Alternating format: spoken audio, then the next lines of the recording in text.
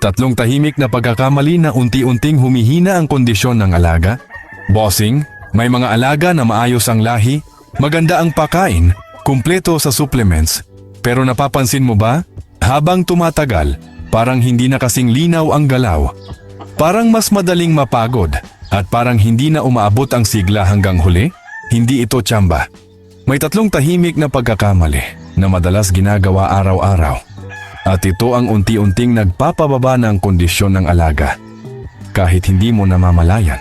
At kapag hindi ito naitama, kahit anong ganda ng lahi, unti-unting bumibigat ang galaw. Pakinggan mo ito hanggang dulo. Una sa lahat, sobrang bigat na pakain sa umaga. Unang tahimik na pagkakamali.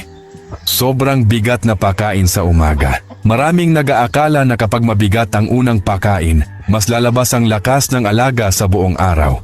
Pero ang hindi napapansin, kapag sobrang bigat sa umaga, mabagal ang galaw, mabigat ang pakiramdam ng tiyan, bumibigat ang paghinga, at hindi pantay ang labas ng energy.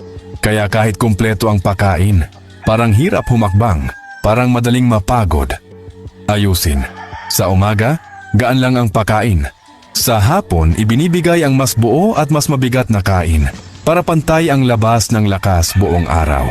Pangalawa, sobrang dami ng sabay-sabay na supplements. Ikalawang tahimik na pagkakamali. Sobrang dami ng sabay-sabay na supplements. Maraming nag-iisip, mas marami, mas mabuti. Pero kapag sobra-sobra, na i-overwork ang loob ng katawan, nawawala ang natural na balanse, bumibigat ang galaw, at bumabagal ang recovery. Parang makina na hindi na napapahinga, gumagana nga, pero unti-unting napapagod. Ayusin!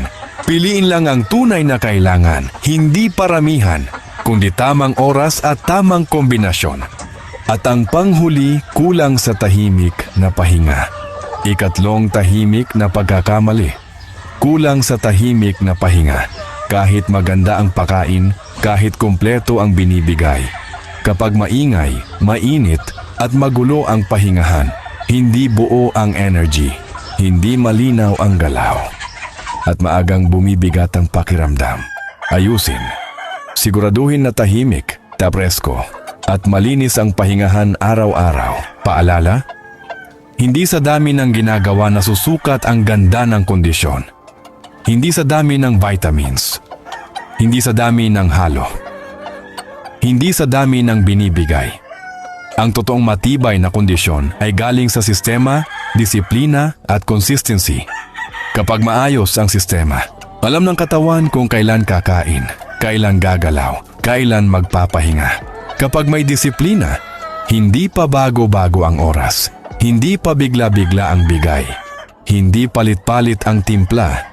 At kapag consistent, doon nabubuo ang tunay na lakas, linaw ng galaw, at tibay ng katawan. Kung gusto mo ng mas malinaw na galaw, mas tuloy-tuloy na sigla, mas stable na kondisyon, at mas bihirang bumagsak ang alaga, simulan mo sa pag-alis ng tatlong tahimik na pagkakamaling ito. Hindi mo kailangan ng marami. Kailangan mo ng tama. I-share mo ito sa mga kaibigan mong nag-aalaga. Baka ito na ang simpleng sagot na matagal na nilang hinahanap. Follow mo lang ako dito, bossing. Marami pa tayong solid na tips na paparating. Hanggang sa muli mga boss.